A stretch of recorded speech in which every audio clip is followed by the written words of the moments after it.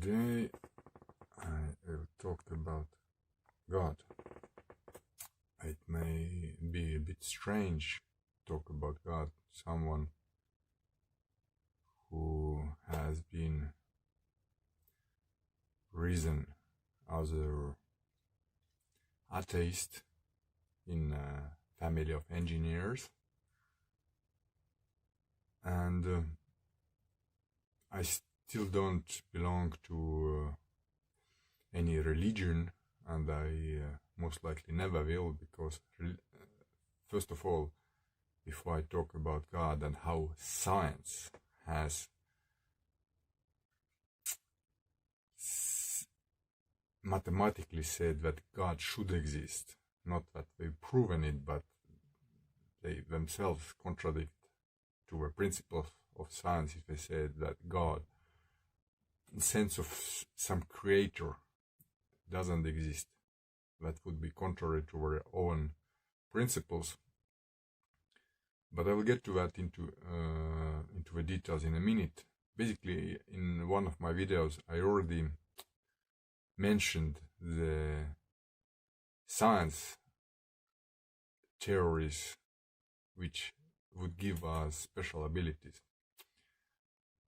I tried to explain which kind of theories kind of point to that direction, that why we have some glitches in the universe, so to say. But I do have to prepare a ground before I get to exact science which notes that more likely than not the God does exist. So I will never belong to any religion, because in my opinion religions are just business. In historic times they did help to bring education, regardless of all the bad they did, by killing non-believers, etc.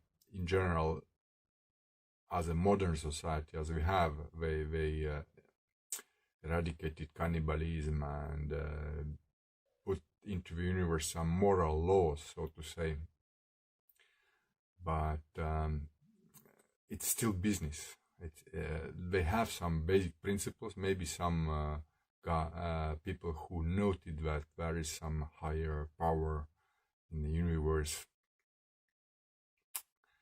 were in the right track in understanding the creator, so to say. But it was picked up by people who are strictly profiteers, and they made a religion, each one their own. So the guys who rule the religion, they are more likely less believers than those who follow. As well, the business wouldn't work. So there is some bad stuff going on in the religions. So it doesn't mean that God doesn't exist. We cannot prove that God doesn't exist. We can only prove if God does exist. And there is some higher power in the universe. First of all, it's my own experience, which I told in one of my videos, how I've been taken out of this planet, half sleep, half awake, and not understanding really what's going on. But that was a real experience. And now I'm getting into science. How? Because, as I mentioned, that statistically, I should repeat that, I guess, to make it clear. There is a theory which says that, let's put it that way. If we advance for a couple of thousand years without killing each other, and technology will advance, then we will create computers which are capable of simulating the life, at least to that degree that the beings inside that simulation, computer simulation, will feel the universe like it's real. And but the technology advances exponentially, then in a couple of thousand years, maybe earlier even, we have computers capable of simulating millions of universes, which are not perfect. I mean, they try to replicate the real universe, which is material universe, but there will be thousands and maybe millions or billions of more simulated universes, basically where people or animals, they all feel like they are in real universe, regardless that they are in simulation. So just statistically saying that we in our present universe, as I'm talking to you now, are more likely in a simulation than in a real universe which is created natural way without a creator. So technically, by the law of thermodynamics, I think it's the second law of thermodynamics, that universe is it's just, I just woke up. Some of my ideas are not clearly expressed right now, but statistic is such a powerful phenomenon, powerful tool to explain the world around us, that we cannot ignore that. That we are getting older. That's law of thermodynamics. Just statistically, things get more disordered than they are ordered. Personally, when I wrote articles in, I think a couple of years ago, I said that the law of thermodynamics, the second law, it has to be in reverse, that the world is getting more ordered, that it is disordered right now. But this is because when anything gets more smooth, it's like more order. But if you see like that the cup of tea, for example, it's more order state, and if it breaks down, if you take your pieces and let them fall down, it's just statistically unlikely that it will bring the cup together back. And this is not a natural phenomenon as I way explained, but just statistics. So it's a very powerful tool, statistics. But the statistics as a tool also says that we are living more likely than not in a simulation. So it's basically, if it's simulation, that it means somebody had to create this simulation. And what comes out, it's someone, maybe a scientist, we can call it the god, or some university student in a more advanced reality, a more complicated reality perhaps, or maybe even more basic reality, which have more powers, created a simulation where we live right now. So that's just statistical outcome. We have to admit that. It's science. It is science. And I mean, many phenomena like higher speed than light phenomena, which I've written a lot, and I mean, I've taken it from scientists in physics who show that reality, and these phenomena may be just because we are in the same computer.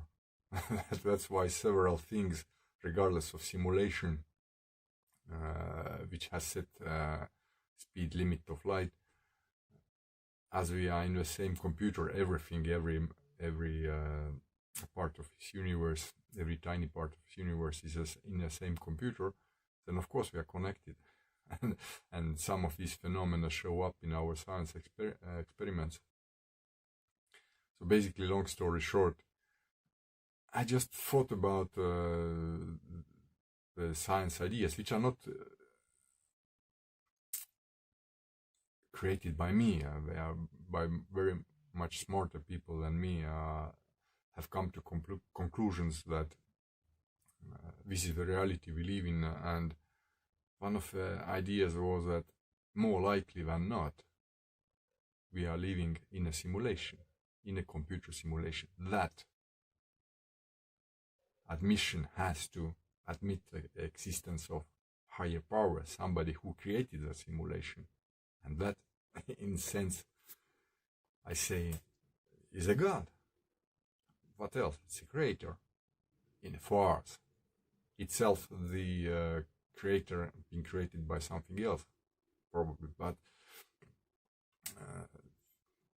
that's just an admission of God.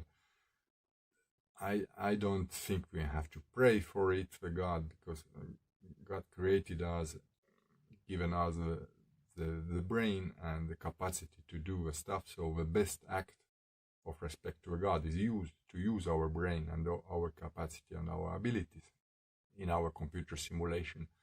As well, it's not purpose. It's just to asking the programmer to change the program, you know.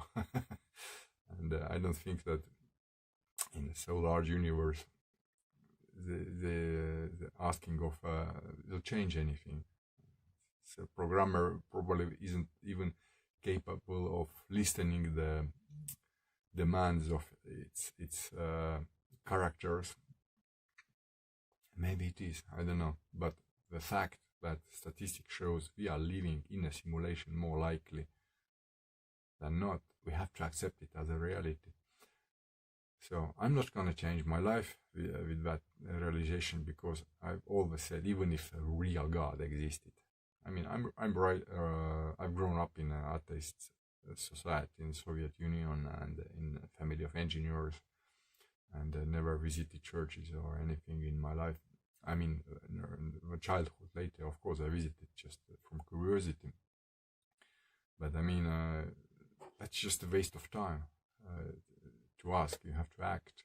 The action to do something is the best respect of programmer of the simulated universe, because if the characters of simulations stop acting and just don't live up to the purpose of a program, then the program can be erased, you know, to create another simulation which works out fine. So that's just a realization which I got by thinking all the theories, how is possible to explain our abilities with physical phenomena which are currently unexplained phenomena. But I've talked about these different theories in my another video, so look my videos. I don't remember the name of that particular video, but there are not so many, only 4 videos on this particular topic. So you will find out which one of them is explaining all kind of theories, trying to come to sense how we have such abilities, which are proven by science, but there's no clear way to explain the connection. Anyway, so the point of this video is just the realization that if we respect science, if we respect the tools of science, which have proven very powerful, we have to respect that there is a creator of our universe, because more likely than not, there is creator.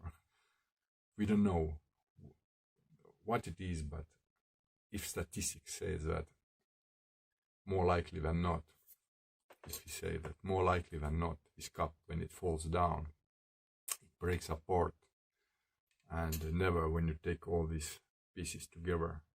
This is statistical phenomenon. So just learn science, you will understand. This is not physical phenomena. This is just likelihood that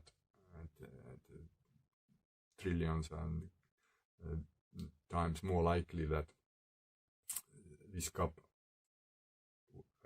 when fallen on different pieces,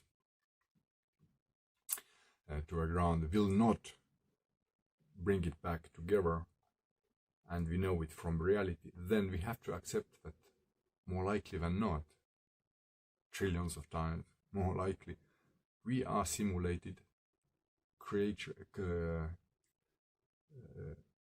organisms in someone's computer, more advanced one than we create right now. But we have to accept that there is a creator. Praying won't help to get in contact. I'm sure. I'm not gonna pray, but I'm gonna continue to search, to learn science and search ways to explain or find a way to make a glitch in the universe, simulated universe, to get into a computer, get in touch with directly with the computer, but in computer hardware, let's say, to get into computer hardware somehow, with not to be interacting just between the different programs which this computer run. We'll see.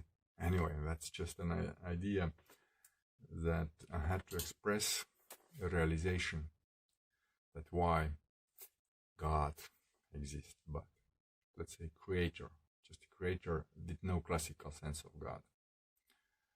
That's it. I'm not crazy. I'm just realizing. I think because crazy people don't usually realize they are crazy, so I might be crazy. But the fact that science says there is a creator, we have to respect the science. Anyway, have a good morning or evening or day, anyone there on the other side of a computer simulation.